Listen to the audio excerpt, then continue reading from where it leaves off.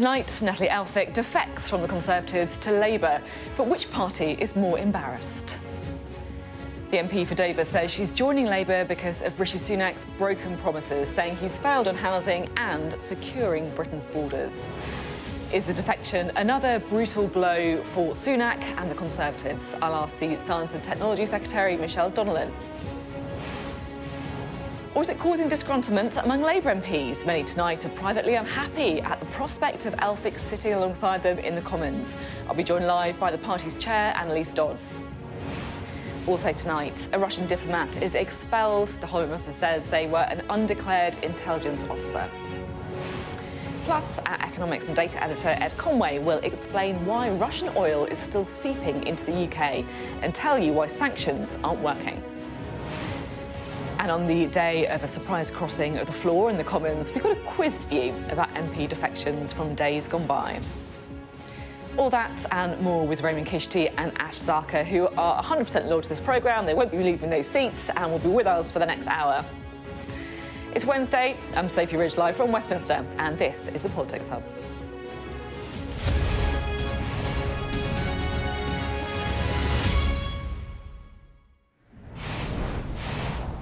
Hello, good evening. Now, usually when a Member of Parliament defects to a different party, you're inundated with gloating posts on social media from MPs trying to capitalise on the defection. And today was no exception. Apart from after Natalie Elphicke, and yet today, my timeline is full of Conservative MPs pulling out embarrassing tweets from Natalie Elphicke, slagging off her new party or joking about how they thought she was going to join Reform rather than the new ERG wing of Labour. But from Labour MPs, there was pretty much radio silence. And that, I have to say, says an awful lot.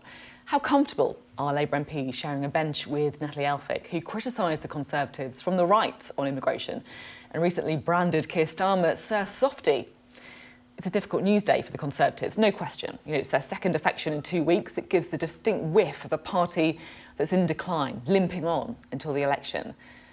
But the silence from Labour MPs suggests it's no slam dunk for Keir Starmer either.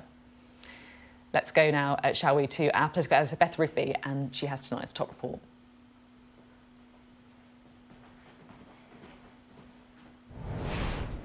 Come in. You're very welcome. Good to see you. Keir Starmer today greeting his second Tory defector in as many weeks.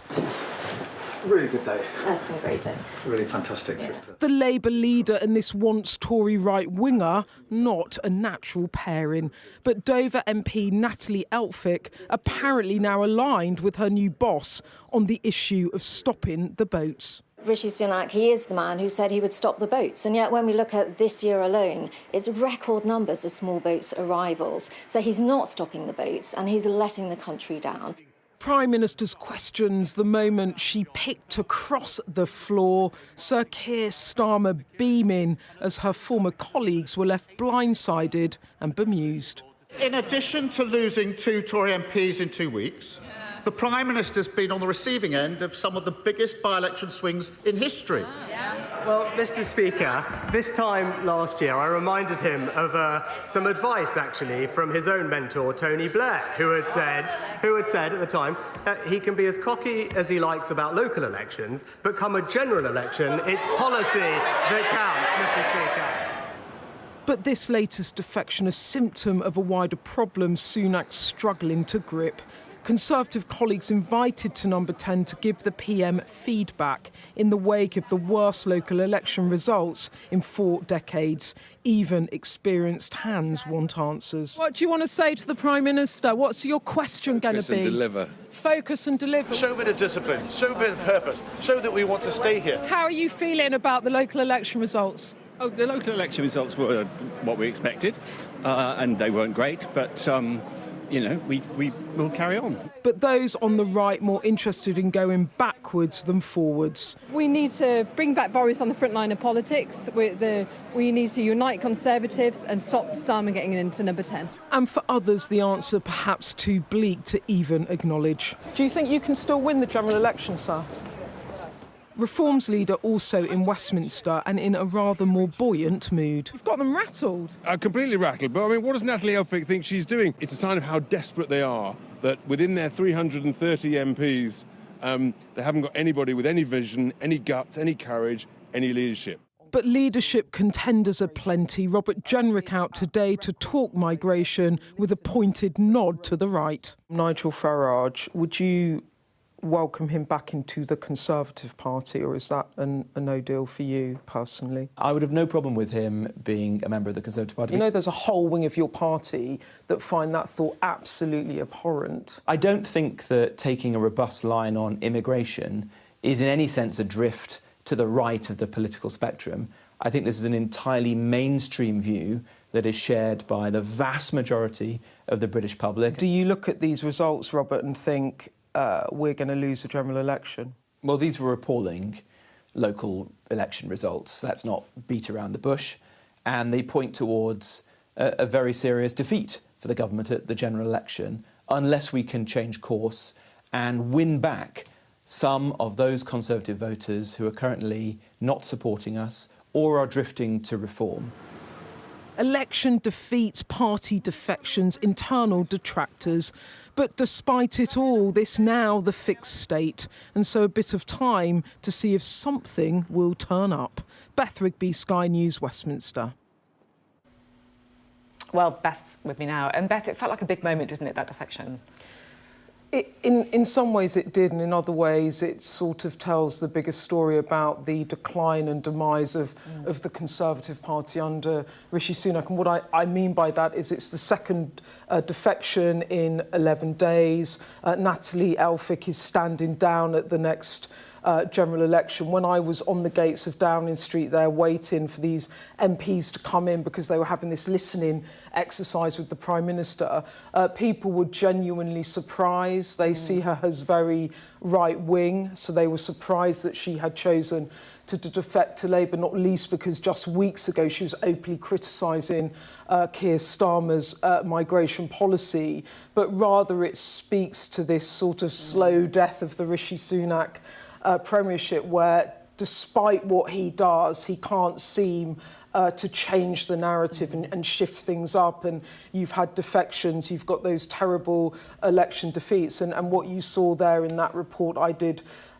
just now is also these open detractors now. Robert Jenrick very much going on policy today, talking about migration via a think tank report which talked about how the Conservative Party might reimagine migration policy to get back to the sort of tens of thousands figures that David Cameron back a long time ago spoke about. I mean, he is sort of been a detractor, but in policy terms, you saw Suella Braverman in very personal terms criticising the Prime Minister over the weekend. So it's all pretty grim for Rishi Sunak. And I do think that the Natalie Elphicke defection was another body blow for a lot of Conservative MPs as well. And I guess a symbolism of the MP for Dover, you know, talking about migration as well. I'm interested by the reaction from Labour MPs as well, because it felt to me like it wasn't like a clear-cut slam dunk for Keir Starmer.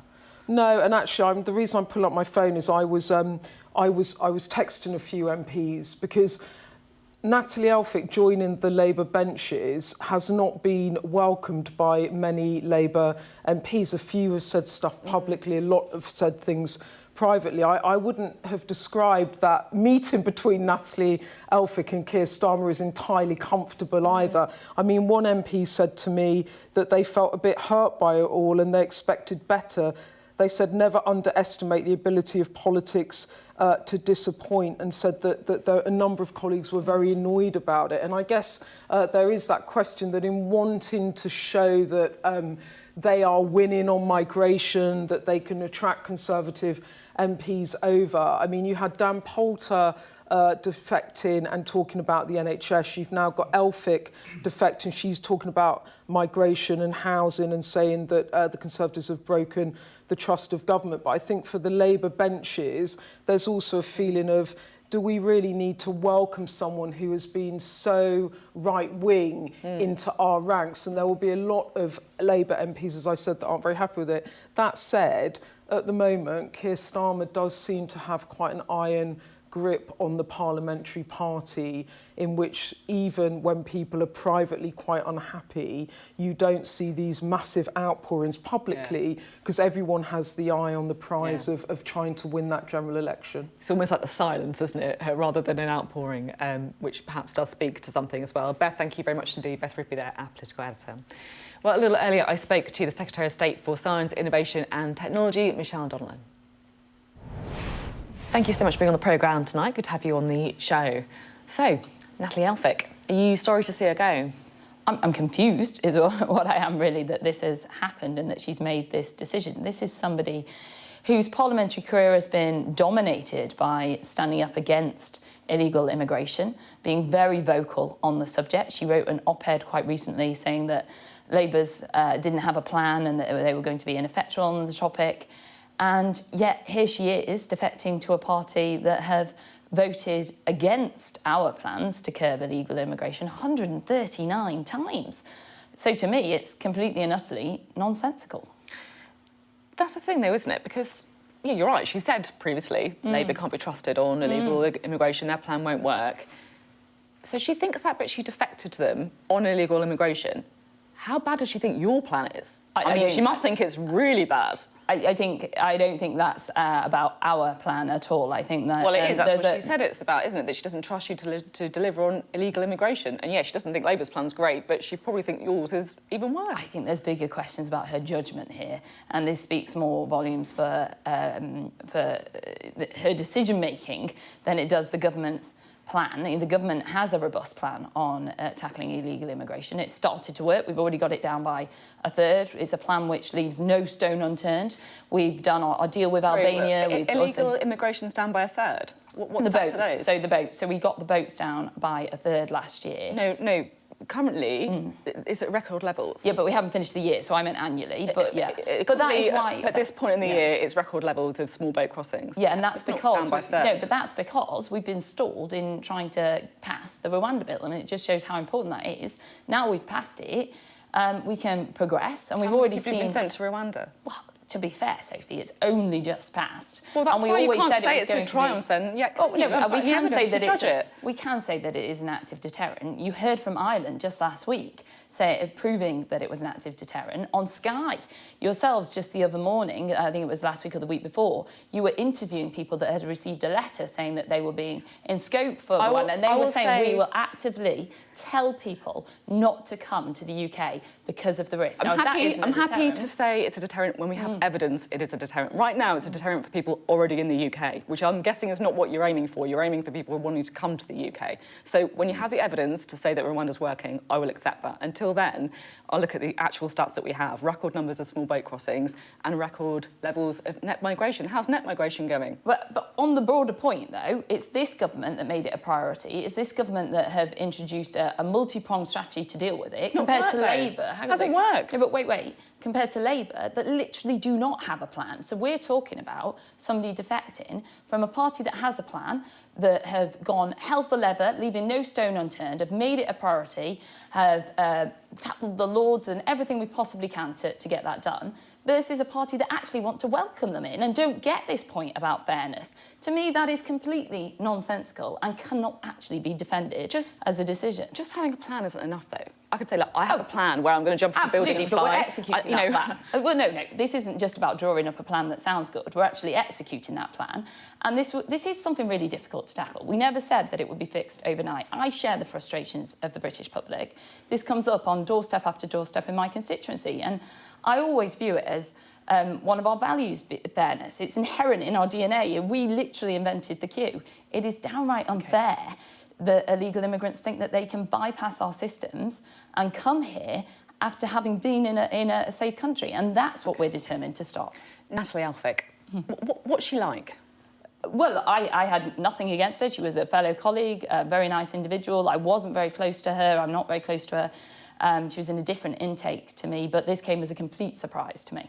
What was your reaction when you first saw the news? Well, I'd just been in Manchester for the BBC this morning, and then so I wasn't at PMQs, but I found out about it with breaking news. I was gobsmacked, to be honest, for the very reasons I've just outlined, that this literally does not make any sense.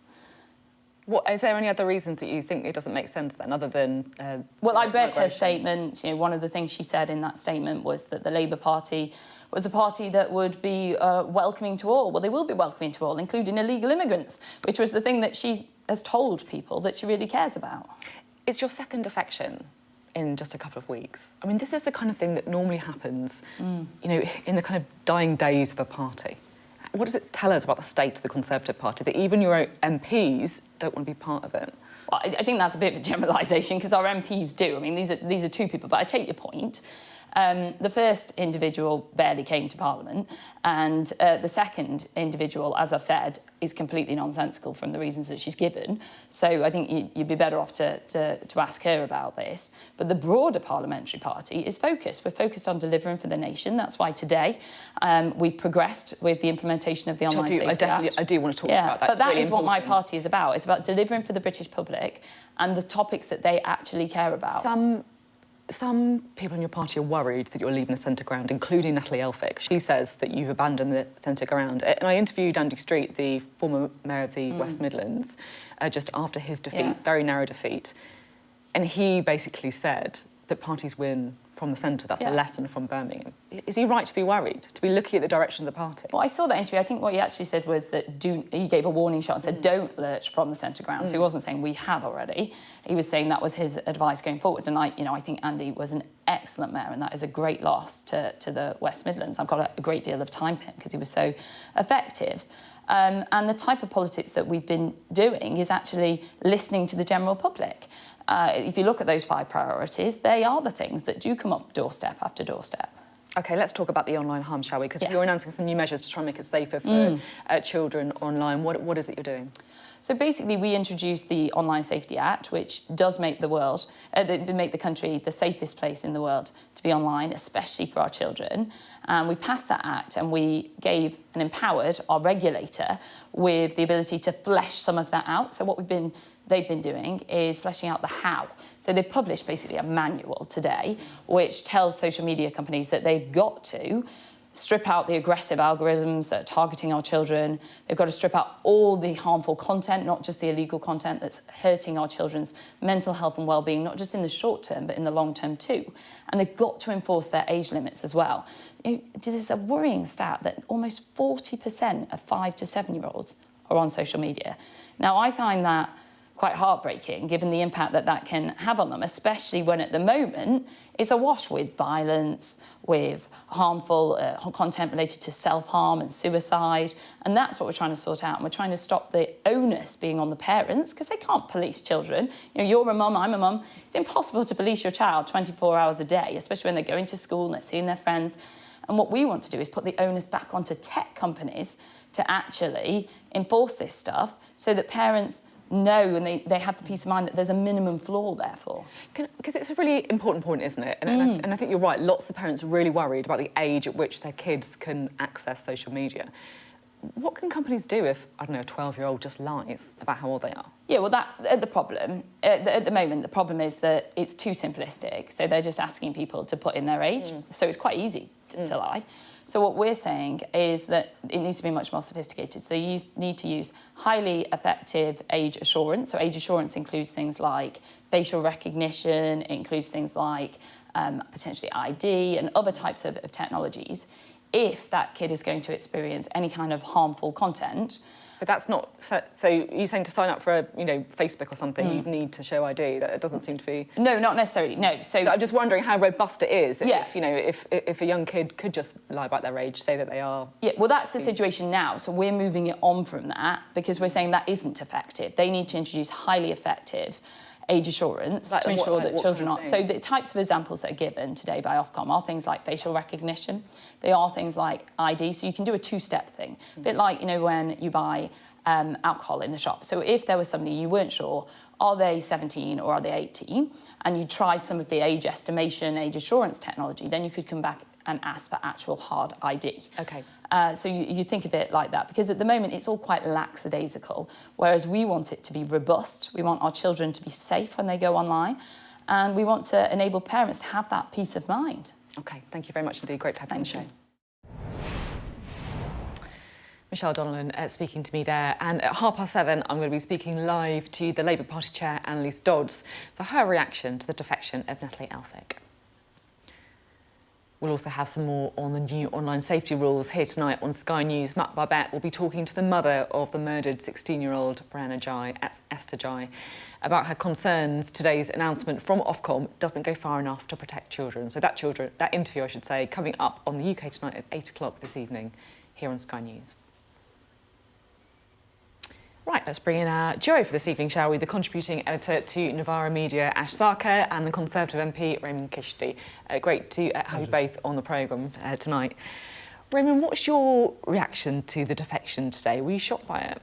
Well, look, I'm very disappointed in Natalie's decision. The party stood by her in the most difficult and challenging times. It's not the natural marriage you'd think would take place between somebody who is a paid-up member of the ERG, which is the right of the Conservative Party, and also the Labour Party, and the leader of the Labour Party who used to back Jeremy Corbyn for leadership, and then now saying he's reformed into centre ground. So you wouldn't see that as a natural alliance in that regard. But what I would say is, look, it's you've got two individuals here who've got a track record, both Keir Starmer, where they consistently change their position. Keir Starmer, tuition fees, wants to abolish it, doesn't want to abolish it. Universal credit, wants to abolish it, doesn't want to do it. Natalie Elphicke says immigration, top priority for her, says Labour's failing to deliver on immigration, would fail to deliver on illegal migration. You can't trust them, and they would lead to open borders. The next day she says Keir Starmer is the man to do it. And you look at her article on the 23rd of April last year in the Express, and she says, you know, Sir Keir, Sir Softy on dealing with law and order. So it's completely inconsistent, but, you know, with where we are. But obviously you've got two flippers who keep flipping. So I would say it's a natural marriage that's come together. What's your take on this, Ash? My take on it is that it's only inconsistent if you're not understanding Natalie Elphicke's motivations. She had a choice. She could have defected to Reform if she wanted to. That would be a much more natural ideological fit for her. The reason why she went for Labour was to maximise damage to Rishi Sunak. And I can only speculate about why that might be. She might feel intensely frustrated with him. She might still feel burned by a perceived betrayal of Boris Johnson, his failure to turn things around. But the reason why she went for Labour and not Reform is because she put vengeance above political coherence. And for Keir Starmer, that's just fine by him. The enemy of my enemy is my friend. I think that might present longer-term problems if essentially you turn the Labour Party into a halfway house for disgruntled Tory MPs. That's not necessarily going to lead to the kind of coherence which makes a strong party. But for a party in opposition looking at a general election, you can see how that's, in the short term, good for Keir Starmer. Do you think that Keir Starmer should have accepted Natalie Elphicke into the Labour Party, given that, for example, you know, she now has a whip and Diane Abbott doesn't? Well, I think from a basic point of fairness, no. Because how can you remove the whip and keep the whip from Diane Abbott, and she's also saying that she's not being investigated in a fair way either, and allow someone who has been, you know, quite dehumanising of asylum seekers, and also was suspended from the House of Commons for trying to influence a judge in the case of her former husband, Charlie Elphicke. That is not a consistent implementation of any kind of moral standard. But I think you're right. Actually, you're absolutely right. Because also, if you look at a year ago in Parliament, she made a statement and she said the Labour Party, the previous government, had decimated healthcare services in her own constituency. And now she says Keir Starmer is the saviour. So in terms of the inconsistency in terms of where we are, and that's where, you know, if I was a lawyer in court, which I was many years ago, when I would ask the question is, what are the motives, you know, behind this? And some would say, have there been promises given, assurances given, or what one may get or may not get from this? Because the alliances that you have here are completely unnatural, and where she's consistently said Labour has failed on illegal immigration and has no plan. I've got something I need to pick up with you. Yes. At the weekend, yes, you sent out quite a mischievous tweet. Did I? You know exactly what I mean by this. Hopefully we should be able to see this tweet. Rehman Chishti managed to send out this tweet. Here you go. A personal statement coming shortly. So everyone obviously thought you were going to defect. What happened? Sophie, do you know what? After a tough weekend, and it was for a Conservative Party, we had a tough weekend.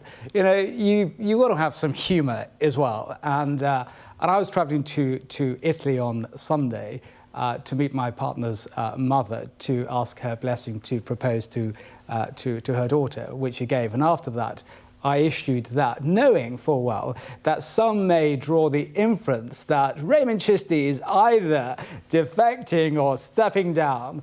And I thought, yeah, after you've issued that statement, put the phone on silent for 2 hours. And then I remember somebody very senior in government once said to me, and who's still very senior in government, said to me, Rehman, your problem is you're too much of a nice guy. So I thought it's nice to keep people waiting for a bit. I had no intention of defecting. Never. Yeah, exactly. You got a call from number 10, didn't you, right? There's a few calls from different people in government, which I wasn't able to pick up. Because so number busy. 10, number 10 called you. I didn't say it was number 10. I said there's people linked to government.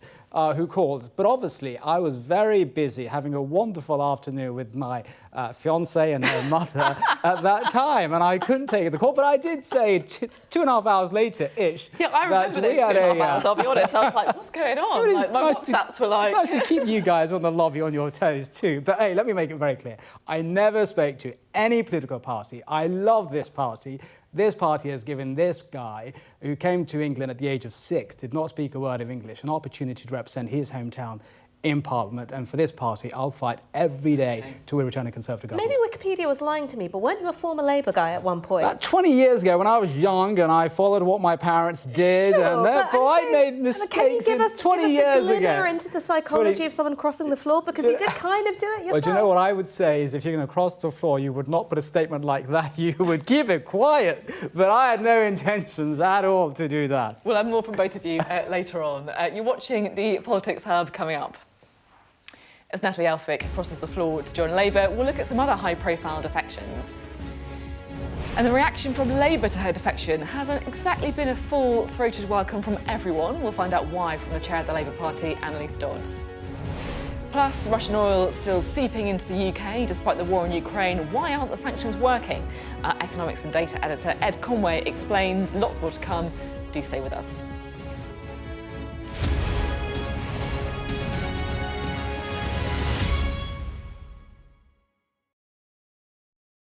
So Charlie's allergic to milk, egg and bananas, so he's got 3 food allergies, but the trial is focusing on the milk. And we discovered he had a milk allergy at about 6 months when he was weaning. And he had a little taste of an ice cream and his sort of face just, blew up. It was just very swollen lips and eyes. So that's when we first identified the allergy. Since then, it was strict avoidance, really. Its aim is to make things safer for Charlie.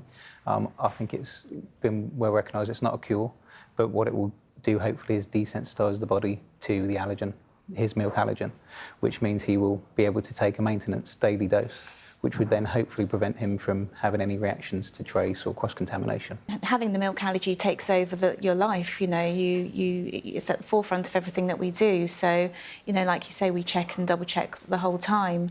And we will carry on to doing that with, even on this trial. You're very restricted. You can't be spontaneous. You have to plan and be organised. So it really does take over your life, and everything revolves around Charlie and his food, really. The trial's been an absolutely amazing experience so far. It's life-changing. So basically, when Charlie started, he needed a challenge to see what his threshold for reaction was. And that was very difficult for us because it meant he had to be exposed in a controlled environment to a reaction. Mm-hmm. So at that point in time, he was actually showing signs of reaction at 0.5 mil. And then at 3 mils was a reaction, and a serious reaction. He's now drinking 30 mils of milk as part of this trial, and he will soon be up to 45 mils of milk, which is something we could never have imagined. It's showing real promise, and hopefully that gives some hope, because without this trial, there isn't really any hope. It's just strict avoidance and keeping the risk low, whereas this can, for Charlie, if it works, and for many others, then it might make his future a bit safer.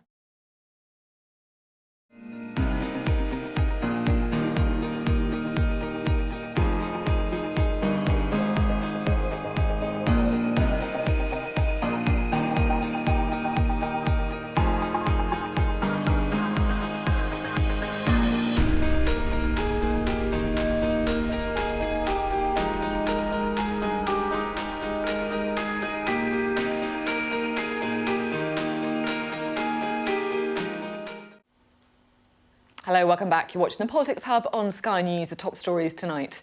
The Conservative MP for Dover, Natalie Elphicke, defects to Labour, saying she's tired of the broken promises of Rishi Sunak's government. It comes less than 2 weeks after another defection by the Conservative MP, Dan Poulter. But Labour's reaction to that defection has been a little bit lukewarm, certainly from some of their MPs tonight who are doing a lot of grumbling behind the scenes. Just how broad is their church now? I'll be joined shortly by the party chair, that is Anneliese Dodds. Plus, a Russian defence attaché has been expelled for what the Home Secretary describes as malign activity against a backdrop of mounting tensions with Russia. We'll have more on that story for you in a moment. Plus, you can stay up to date with all the goings on in Westminster on our digital politics hub by scanning the QR code at the bottom of your screen, among the other stories we've been covering that you can read about today. This one, the new SNP leader John Swinney has been sworn in as Scotland's 7th First Minister. Wales's First Minister Vaughan Gething has said he's entirely relaxed after being accused of misleading the UK COVID inquiry. And he was only on this show just last week. You might recognise him. He announced he was standing as an MP just 8 days ago, but the former England cricket star Monty Panesar has withdrawn as a candidate for George Galloway's political party. All that and much more, just scan the QR code on the bottom of your screen. Now, Russia's defence attaché is being expelled from the UK as part of a series of measures against Moscow. The Home Secretary James Cleverly told MPs the move followed a pattern of what he described as malign activity by Russia across Britain and the rest of Europe. He also described the attaché as an undeclared military intelligence officer. In conjunction with my right honourable friend, the Foreign Secretary, I am announcing a package of measures to make clear to Russia that we will not tolerate such apparent escalations. So I can tell the House that we will expel the Russian defence attaché, who is an undeclared military intelligence officer. We will remove diplomatic premises status from several Russian-owned properties in the UK, including Seacock's House, a Russian-owned property in Sussex, and the Trade and Defence section in Highgate, which we believe have been used for intelligence purposes. Well, our Moscow correspondent Ivor Bennett has this update. Well, they haven't announced any response just yet, but I think it's almost certain that there will be a response. And the spokeswoman Maria Zakharova for the Russian Foreign Ministry has said Russia will respond, give an adequate response, whatever that means. So there will be a response, we just don't know what it will be or when it will be. But I think there are two things we can read into this. One is that there is something going on here that the UK clearly doesn't like. Malign activity is the term the Home Office refers to, believed to be carried out by Russia. Now, in the world of diplomats, military attachés, embassies, there is a certain degree of intelligence gathering going on, or spying in common parlance, that is accepted. It's an open secret, and that's going on both sides. But clearly, in this case, the UK believes that Russia has overstepped the mark. To what degree, we don't know. I don't think we'll ever know. But the fact that they've announced this raft of measures against Russia, that suggests they think it's pretty serious. So as well as this expulsion of Russia's military attaché in the UK, they've also revoked the diplomatic status of a number of Russian-owned properties in the UK, which they believe were being used for intelligence gathering purposes. They've also said they are putting on new restrictions on the length of time Russian diplomats can stay in the UK to basically make it harder for them to do their jobs. But the second thing here that we can read into this is the wider diplomatic war going on between Russia and the West that this really feeds into. It was only on Monday this week, just 2 days ago, remember, that the UK ambassador here in Moscow, Nigel Casey, was summoned by Russia's foreign ministry. There's been a lot of anti-Western rhetoric coming from the Kremlin this week, particularly aimed at Britain. So this really plays into all of that. And as I say, when one side normally takes action in this kind of wider context, it is normally followed. So I expect undoubtedly there will be a response from Russia at some point soon. Our correspondent Ivor Bennett there. Well, staying with Russia, because questions have been raised over the effectiveness of sanctions. It's after the news that Russia's been making more money for its oil and gas industry in the last 3 months than any comparable period since the early days of the Ukraine invasion. Well, Sky's economics and data editor Ed Conway explains how the country has simply found new buyers. Now, one of the main ways that Russia and the Kremlin make money is by exporting lots of oil around the world. That's been part of their business for a long time, and it continues to be part of their business. In fact, if we look at total Russian oil exports outside of Russia, you can see they have come down in terms of the euros, the amount that's been earned since the invasion. But now look at the total amount. OK, so this is looking at the weight in tonnes of oil exports, and you can see, well, basically, they are more or less the same as they were before the invasion, so back in February 2022. And this is, in one sense, a little bit odd because there are all these sanctions on Russia. The UK, the EU, the US, they say they're not going to import Russian oil. They've imposed this price cap. Supposedly, Russia shouldn't be making much money or as much money from it. But actually, when you look at the revenues that the Kremlin basically earns from all of this oil, I'm going to give you a kind of average here. The 3-month average, look at that red line, it's up to the highest level now since May 2022. OK, so Russia is still making lots of money from oil, but how are they doing it? Well, here's a clue, OK? Let me just show you who was receiving Russian oil before the invasion of Ukraine. The main recipients were the US, the EU, and China. Now look at how that's shifted, OK? So the geography has shifted. These countries are no longer accepting it, but China, India, and Turkey are. And what's happening there forward is quite interesting. So oil goes from Russia, it goes to places like India, it gets refined, and then because at that point the sanctions don't apply anymore, they've been kind of laundered, that oil can go to Europe. In fact, it can go to the UK. And if you look at Indian oil exports from India to the UK, so before the invasion of Ukraine, they were relatively low. This is various different types of things, so jet fuel, diesel, and so on, from India. Now look what happens after the invasion. They go up quite sharply. So that is oil coming from India that wasn't previously coming. And what we do know, when we look at the various different refineries it comes from, is that, look at the red bits, a lot of that oil and the oil products, whether it's jet fuel, whether it's diesel, that comes to the UK, actually started its life as crude coming from Russia, except that rather than coming directly to the UK, it's gone via India instead. OK, there was Ed Conway. Back to our main story tonight, which is the defection of Anneliese Elphicke from the Conservatives to the Labour Party. Now, as we heard a little earlier from our political editor, Beth Rigby, we're hearing a lot of the Labour MPs behind the scenes are not necessarily happy about her being welcomed into their ranks. Certainly we hear it was an announcement that took most of the party today by total surprise. Well, I'm pleased to say that here with me now is the Labour Party's chair, Anneliese Dodds. Thanks for being on the programme. First things first, when did you first hear that Anneliese Elphicke was going to join the party?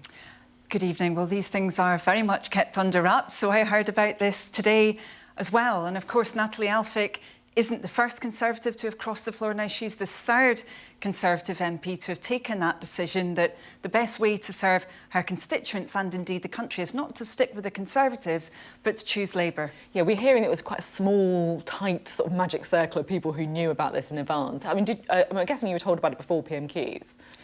I was, yes, but I have to say that I haven't been surprised when we've seen those both Conservative MPs but also Conservative voters deciding that they can't stick with a failing Conservative Party anymore. I mean, look, I get it that, you know, there's defections that are happening. We've seen, of course, Dan Poulter. You must have been surprised when you heard it was Anneliese Elphicke. I mean, this is someone who's part of the European Research Group. You know, she's seen as, you know, we hear when Number 10 found out she was defecting, they thought she was going to go to Reform. Well, actually, I think when you look at Anneliese Elphicke's statement, it's very clear why she's taken that decision. You know, she talks a lot about the fact that there has been appalling loss of life, of course, in the Channel, the fact that the government doesn't have a plan to deal with those issues around migration, but she also talks as well about housing, the terrible situation for her constituents, particularly focusing on the situation for children in temporary accommodation. And, she's very clear that it's only Labour that's got a plan to get Britain building, and also only Labour that's got a plan to deal with those issues around migration as well. So I think it's quite right that she's chosen Labour now, and she's putting her constituents first by doing that. It's a journey, though. You'll admit it's a journey she's been on. Right, in April 2023, I'm not talking about 10 years ago, this is last year, don't trust Labour on immigration, they really want open borders. She describes Keir Starmer as Sir Softy. Well, clearly she has made that journey, and I'm pleased that she has. And, it's the same journey that we saw last Thursday many former Conservative voters making, as well as indeed many voters for other parties too. They're looking afresh at what Labour's setting out. They can see it's only Labour that's got a plan to get Britain building, to deliver those homes that we desperately need, to make sure that we do have security, that we do have public services that are back on their feet, not on their knees, and they're voting accordingly. Not everyone is happy about this, though, right, in your party. If there was kind of deafening silence from many Labour MPs on Twitter, and then behind the scenes, we've been hearing from some of them as well. Because of what she said about Labour previously, but also, there was some controversy around her selection to her husband's former seat in Dover. She was suspended for a day from the House of Commons for improperly trying to influence a judge over her husband's trial for sexual assault. And, some Labour women are unhappy. We heard Beth Rigby speaking about that earlier. Aggie Chambre at Politico said one Labour MP told her the news left her in tears because I thought we had some values that were sacrosanct, but we don't. Well, of course, sexual assault and harassment is incredibly serious. There was a process, both a judicial process and a parliamentary process that was gone through, quite rightly so, and that applied to Natalie Alfick as well, as it should have done. And I think it's really important that we do have robust processes around these matters, and as I say, they applied to Natalie Alfick as well, quite rightly. Have you had any Labour MPs getting in touch with you unhappy with what's happened? So I haven't had anybody contacting me to say that they didn't want that decision to have been taken. I think actually what we've seen here is reflective of the situation up and down the country. They believe many promises were made, as indeed, again, Natalie Alfick herself referred to, particularly in that 2019 manifesto, promises that were made around house building, around public services, around migration policies, and promises that have just not been held to, where there's not been delivery, and it's been ordinary people who've paid the price. I mean, look, we said that Natalie Alfick's gone on a journey. You're going to have to go on a journey as well, aren't you? Because I just want to have a look at a tweet that the local Labour Party in Dover and Deal sent out about some of the MPs in Kent. There you go, Dover and Deal Labour. After a bad Christmas on Twitter, we're wondering, is Miss Alfick Kent's worst MP? I mean, you'll be pleased with that. You're on that list there, but you're not the worst MP. It's Natalie Alfick. Have they changed their minds then? Well, actually, what I've heard is that there is support for Natalie Alfick's decision, including, actually, amongst many of her constituents. I just heard, actually, in a previous programme that there was a clip of one saying that she's someone who's always been passionate about housing, and obviously she's not seeing that delivery of housing that local people need under the Conservatives, and she's putting her constituents first on this. And I know that local Labour Party is desperately concerned about that as well, particularly the situation, actually, for children in overcrowded housing and temporary accommodation. And so she's put that front and centre of her decision to switch to Labour. I'm sure many voters will be taking that decision too. I'm just trying to get my head around, what's the kind of red line for someone you wouldn't accept in the party if it embarrassed Rishi Sunak? Because I get that this isn't embarrassing for Rishi Sunak.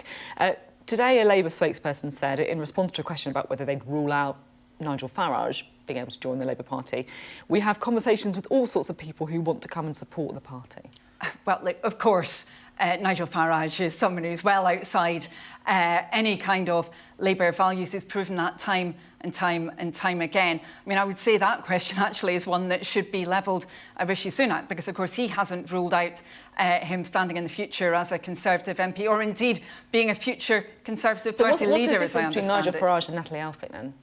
Well, obviously, he's someone whose values are completely inimical to the Labour Party. I think in what Natalie Alfick has set out today, she's very clearly shown that she's very concerned about the issues that both Labour MPs are concerned about, and Labour members, and indeed many Labour voters. She's very concerned about the impact of that lack of delivery of housing on people up and down our country. We've got families at the moment, I'm sure watching this actually, who are in desperately overcrowded housing, in housing that's of incredibly poor quality. They've been promised by the Conservatives that there would be more homes built, and that simply has not been delivered. And she's right to be saying this has got to be fixed, and it's only Labour that's got that plan to get Britain building again. The final question I want to ask you is something that I spoke to Ash Sarkar about a bit earlier. Natalie Elphicke has the Labour whip.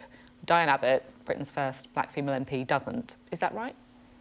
Of course, there has been a process that has been ongoing, a disciplinary process. It's one that does need to be held to, that needs to be applied. It is a robust process, and rightly so. OK, thank you very much indeed. Anneliese Dodds, they're the chair of the Labour Party. Thank you. You're watching the Politics Hub. Coming up,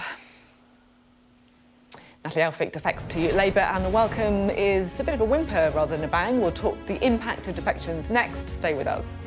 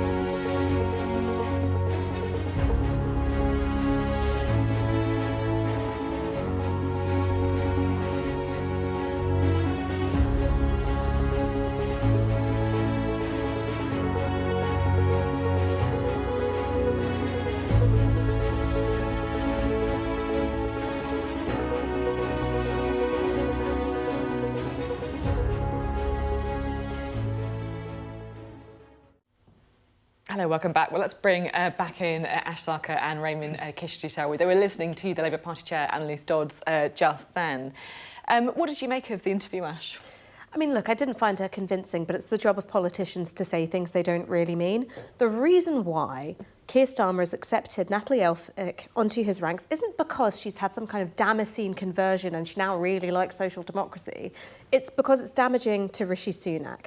And to paraphrase Clay Davis from The Wire, I'll take anyone's MPs if he's given them away. That's good. That's good knowledge, that I have to say.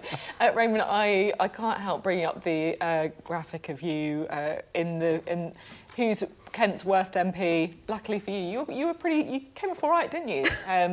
Well, You're hiding in the corner at the bottom there. Well, that's very kind for them to say I do a good job. But look, Kent's got great Conservative representations across the board. What was Natalie Alford? Because obviously you're a neighbouring MP then, you were kind of another Kent MP. How was she as an MP? Well, look, I'm not a neighbouring MP. I'm further down in Gillingham. Whilst this plot was being, hatched in Dover, there was nothing going on in Gillingham. We were not involved in any of that. But look, I think it's, we have Kent MPs meeting, and I think everyone works together, for what's in the best interest of Kent. And I think everyone worked together as a team, but, I think everyone that I speak to from Kent is very disappointed because everyone worked together and supported Natalie in the most difficult, challenging times. And also, it's just trying to grapple with the decision. I saw what Anneliese just said. She said, look at Natalie's statement. Well, OK, but you compare that statement to her article, written article on the 23rd of April in the Express, where she just says Labour is failing across the board. And so on the Rwanda bill, she said Labour not just does not want to stop illegal immigration and that it does not have a plan. It just is not interested in this. And she said the Rwanda bill was the right way forward. And now Labour are the ones who voted against it. And now she's gone with Keir Starmer as somebody who would deal with illegal migration. It's opportunism. Can I ask you a question? Sure. As a Tory MP, if we agree that it's not ideological affinity that's driven her into the arms of Keir Starmer, why does she hate you guys so much? Why does Natalie Elphicke hate this Conservative leadership so much? Because she must do. Well, look, I think it's one question that I think, Sophie, you should have Natalie on your show and ask her that. I think it's clearly not ideological, and I think it's either, there's one or two things. It's either that she does not like the Prime Minister. She also was the one who supported Liz Truss in the leadership election, in that regard. So naturally, she may not want to be supportive of the Conservative administration. Is there a party management problem here? Because you've had your run-ins with Rishi Sunak. You've asked him for a meeting to discuss, Islamophobia in the Conservative Party. That never happened. Is he losing touch with? Well, what I would say to the Prime Minister and those around him, it's better engage with your members of Parliament. I think across the board, and look, I think the Conservative Party is the party which I'll fight for right to the very end to deliver a Conservative government. Leaders come and go, but the question of successful leaders is with regards to engaging with your members of Parliament, having a inclusive environment, and if they've got concerns, bring them in early. And I think it's something which the party could better do with in that regard. But Natalie Elphicke's defection, I think it's completely nonsensical and it's mere opportunism. OK, there you go. Thank you both very much indeed. Well, today's news from the Labour Party sure to feature in tomorrow's newspapers. We'll have our extended press preview and news review. That's from 10:30 this evening with tonight's news and tomorrow's headlines. Joining us will be the Daily Mirror's associate editor Kevin Maguire and the former Conservative special advisor Anita Boateng. Still to come on the Politics Hub. Rishi Sunak may be asking himself, does party loyalty mean nothing these days? But he's not the first leader to suffer the occasional defection. After the break, we're going to be looking at other politicians who've swapped their strikes. We've got a little quiz you can play along with at home as well. Matt here. Coming up on the UK Tonight at 8 o'clock, we'll have all the latest on Prince Harry's trip to the UK as he attends a Thanksgiving service for the Invictus Games at St Paul's Cathedral, but he won't see his dad. Plus, we'll hear from the mother of murdered teenager Brianna Jai as Ofcom sets out new plans to help keep children safe online. And I'll be speaking to the woman described as the queen of spy fiction as a Russian official is expelled from the UK for spying. All that and more on the UK Tonight at 8 o'clock.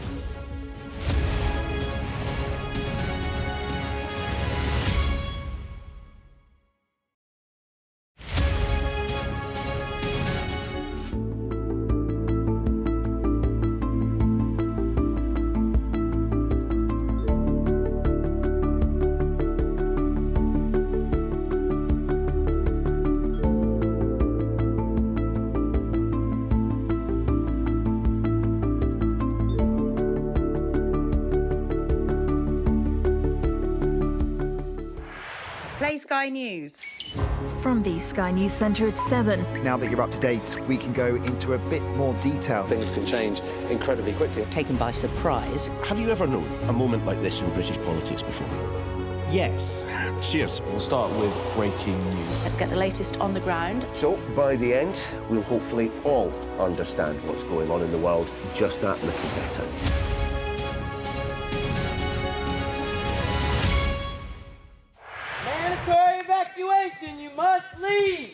many people, Harvey is far from over. Christchurch has been changed forever by what happened here. There was a river of blood coming out of the mosque. That's a scene that you don't forget. Ida has certainly left its mark on New Orleans. It just feels heartbreaking. We help you understand the world with us. We are standing on the supply line right into the heart of America's opioid crisis. I've reported from around the world and around the UK. Are you trying to run me over, Sir Philip? No, go away. Look like it, sir. Will you respond to those who made accusations, Sir Philip? Can you go away? Joe Biden knows the celebrations are over, and this is a country in crisis. You don't want to be remembered this way. You always want to be remembered as something positive. It is almost impossible to predict where these fires will go next. This gives you an idea of the strength of those winds, strong enough to bend and twist metal. Do you regret the tweet, Gary? There's no sign, publicly at least, of either side being willing to give ground. How do you reassure the public that all of these mistakes wouldn't be made again? I'm Greg Milam, and I'm Sky's Chief North of England correspondent. Right, welcome back to the Politics Hub. We are going to get straight into our quiz of MP defectors, test the knowledge of Ash and Rehman, see how you get on at home as well. Right, number one, who am I? I defected from Labour to the Conservatives in 1977. One of the most senior Labour figures ever to defect to the Conservative Party. I held the post of Education Secretary in Labour and Thatcher's Social Security Minister. No idea. No idea. Here we go. Let's reveal it. It was, drumroll please, Reg Prentice. There you go. I've never heard that name in my life. I wouldn't have got that. Right, number two. We're moving forwards in time here, don't worry. Who am I? Another Labour defector. I moved to form a new party in 2019. Myself and other Labour MPs and co-op MPs left in protest at Jeremy Corbyn's approach to Brexit and anti-Semitism. MP for Stockport from 1992. It's a woman, female MP, initials AC. Because... Not Angela. No, because Angela was Coniston and Stocksbridge. And Coffey. There you go. Got it. Right, number three, you're going to get this one. I've got the faith. Who am I? I defected from the Conservative Party to the UK Independence Party, otherwise known as UKIP, in 2014. Oh, Douglas Carswell. Very good. There we go. Here we go. Douglas Carswell. There he is. Let's leave on a high. Douglas Carswell, well done. It was a hard quiz tonight. You won that. At least I got one. At least I got one. 1 out of 3. Clear winner. Well done. All right, Very you good. win. That's it from us tonight. I'm going to see you tomorrow at 7. Thank you both very much. Lively chats today. Up next, it's the UK Tonight with Matt Barbett. I'll see you tomorrow night.